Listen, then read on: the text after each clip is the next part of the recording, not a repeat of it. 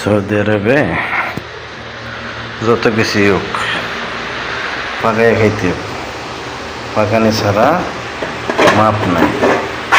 মানে যত বেড়াই হোক যত কিছু হোক তোর বউ ফলানা নেই, অবশ্যই পাকায় খাইতে হবে, ঠিক আছে? পাকায় না খাইলে তাহলে আর বাদ যাইতো না। অবশ্যই পাকানিটা কেমন হয়েছে আপনারা বলবেন। অবশ্যই মনে করলে ঠিক মতো হলুদ মরিচ না দিলে তো জিনিসটা সুবিধা হইতো না। ঠিক মতো দিছি না দিছি একটু দেখে। আলহামদুলিল্লাহ মোটামুটি ঠিক আছে,